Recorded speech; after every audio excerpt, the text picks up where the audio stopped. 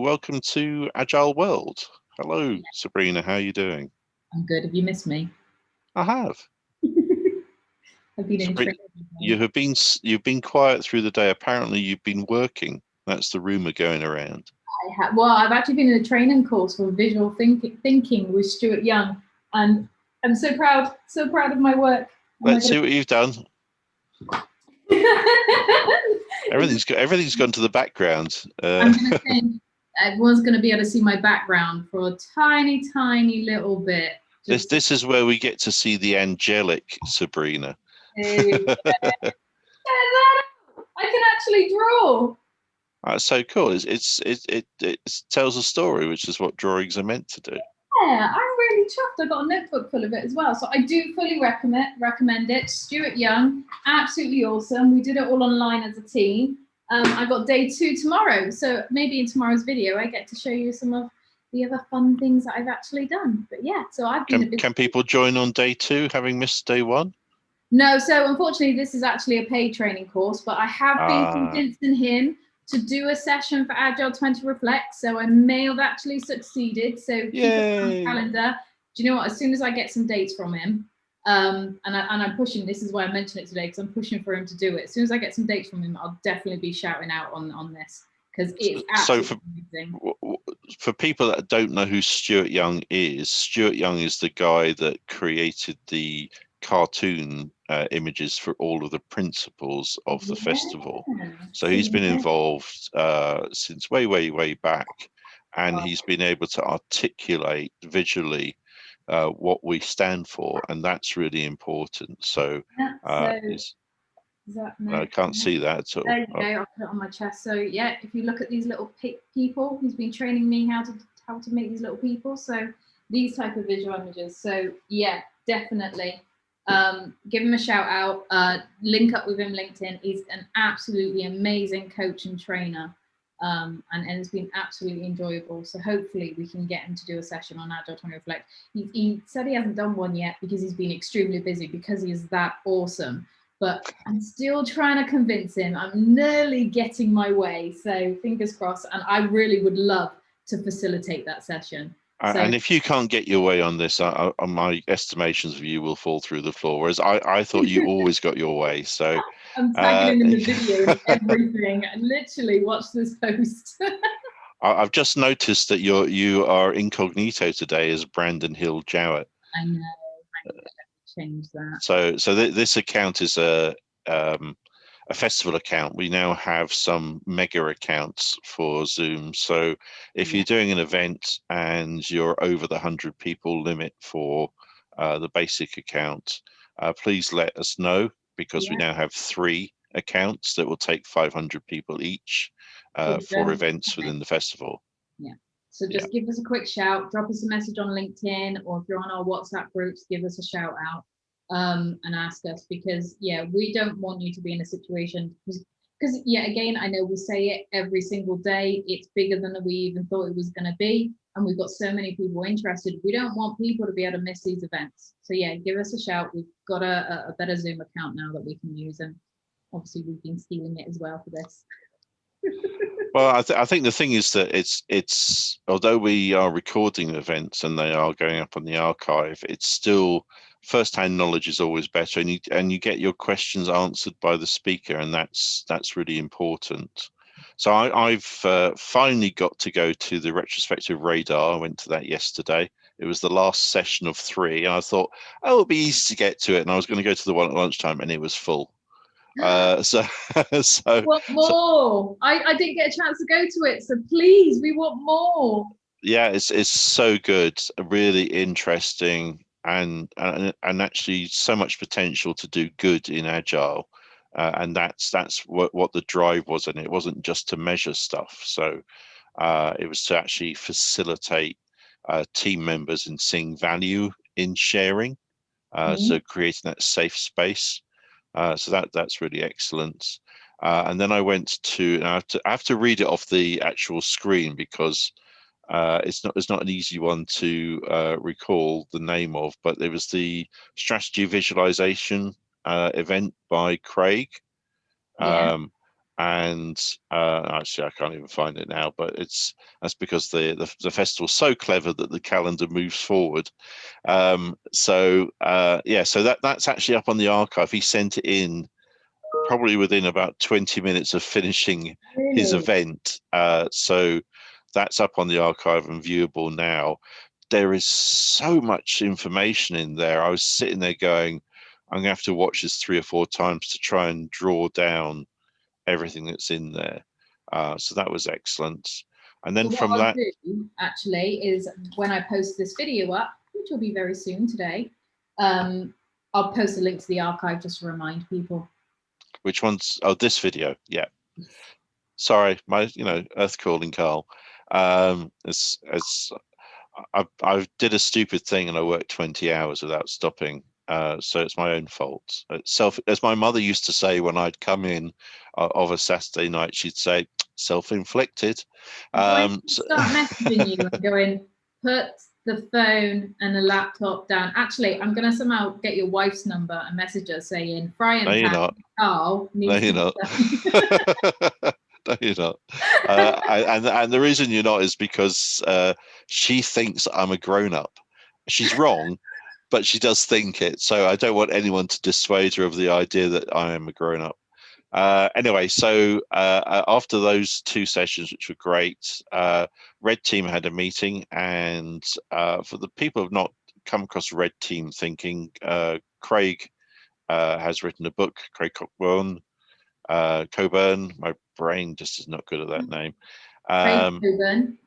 Craig Cockburn has written a book about it, but it's essentially the kind of thinking that is used to challenge simple plans to make sure that they become robust plans. And we were actually talking about the archive because I think there's everyone's got an opinion, but I was thinking about it afterwards. We need to think about how to build an archive that will survive after we're all dead.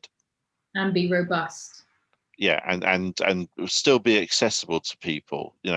Say our entire generation at some point in the future we're all gone. We're trying to leave historical documents. How will that be available to people? In 10 years' time, YouTube might start charging. Yeah, well, time capsule. You almost want it to be a time capsule. Yeah, but we do, and it is, but the thing is, how do we do that? So any ideas? And the other thing is that we want to ensure that it's available to people who may not see eye to eye with the USA, because the world is a big place and there's lots of different things going on, and we want the information to be available. We're non-political, but other people are political. So that's what we're trying to work through. And of course, we're talking about the planning for our event next week, which is going to be interesting, going to be practical. Okay, Sabrina, what are you looking forward to in the festival? Wow. I feel like I've been missing out. I do feel like I've been missing out. You have. We've all been talking about you not being there. I know. Like, I did pre-warn. I did put on the chat. I will apologize. I've got a training course today. I've literally been excited about. I bought pens, pads. Like literally, I've been a child in the sweet shop. I've also got a stationary addiction. But tomorrow you've got I'm not good enough, and why does my voice in my head say that? Imposter syndrome. And that is a really good one. Scott is talking about it all the time, and it's actually something we are all affected by. And it's going to be a really, really good session. I've heard a lot of talking about it. I've seen some stuff on it as well. And I think that's going to be a really interesting one. And we've got the wonderful Saf as well. I think he's in it as well. So it's Scott and Saf. So that's going to be a really interesting one. Another one. So I've purposely only got, obviously, the big thing, the Agile Manifesto. Okay, that's a whole day. Well, it's actually an evening event for us. That's in the calendar. That's like mainly blocked out for the 11th. I've signed up for it. I'm ready for it. I've even joined the chat group. They've got a LinkedIn chat group that you can actually join. So if you signed up for the event, the all-day event, you can actually then, they send you an email and you can join the actual chat group. So that's come up with some really interesting people. At the moment, everyone's getting all excited, 20 years. So that's really going to take me out all day on the 11th. So it's going to be something that's going to be on my screen in the background while I'm doing all my work as well.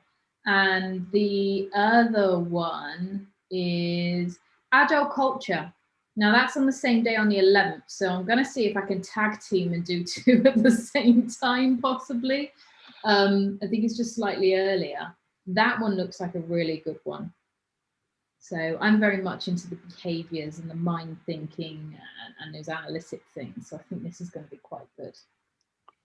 So I'm looking forward to later today for Diana Larson's got a deep dive in Agile fluency model, which is quite an interesting concept. You know, how fluent are you in Agile, and you know, how's the adoption actually going? And you know, it goes back to those maturity models. Everyone's like talks about Agile maturity, but actually, you know, you can have had Agile for a long time, but not be fluent in it.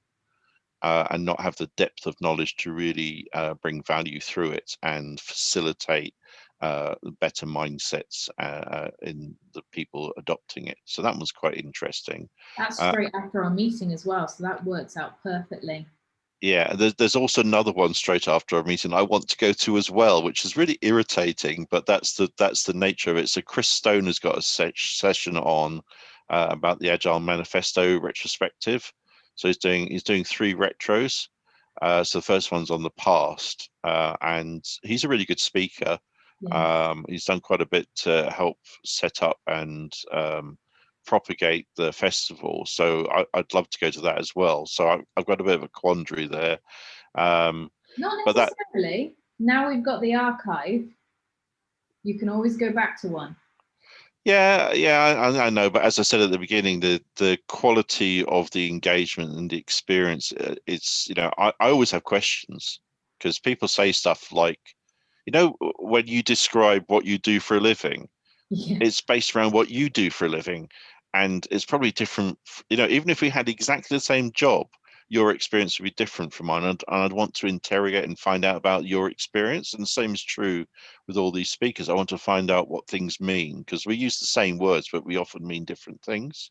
So that those are interesting ones that are coming up tonight. I am going to Snowbird tomorrow.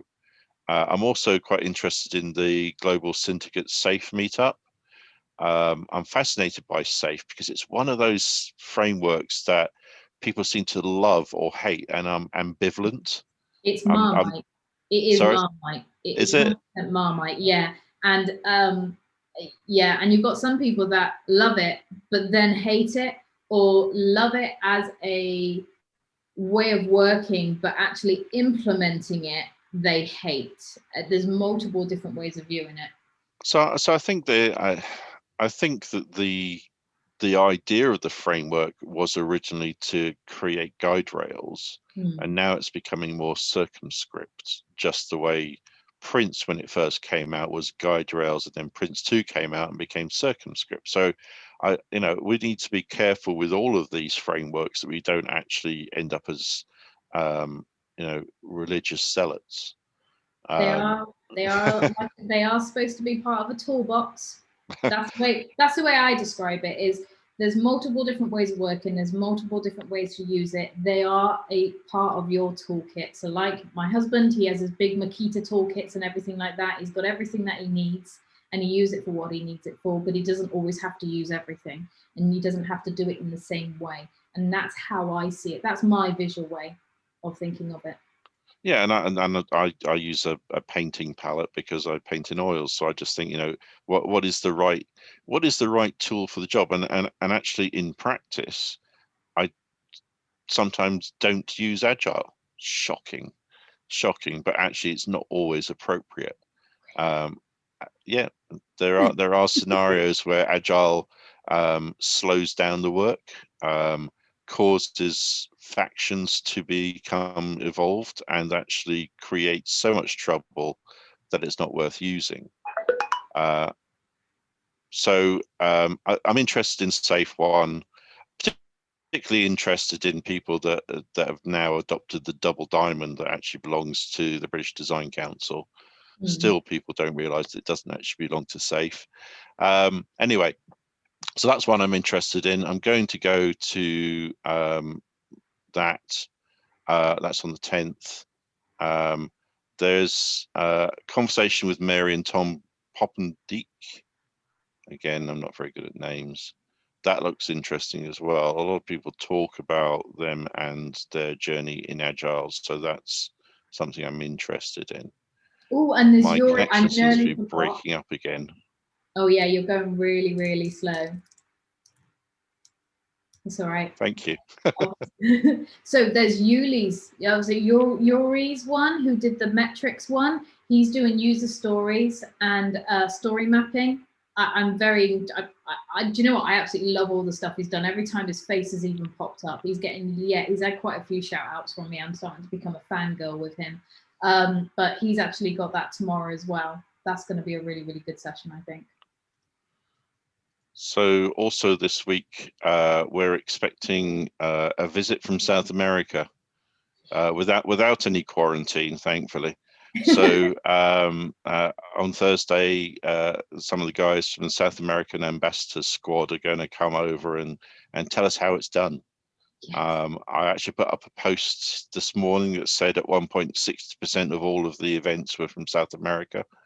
And I just think there's a real hunger there, and we want to support it. It's maybe next year, if we do this again, the festival will be led from South America, and we can all have a rest. We wouldn't do that. We absolutely love what we do.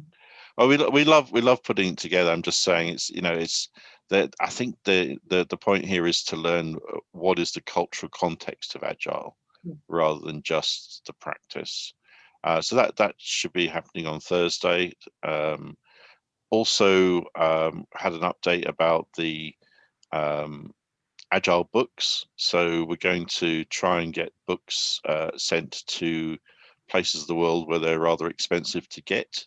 Yeah. So if you have Agile books that you got 4 copies of someone's book, maybe your book, that you would like to donate, then we will make sure it gets into the hands of people that will use it and probably contact you about speaking. And this is actually quite an important one, actually, because I think sometimes in some countries, especially in the UK, we take some of these things for granted.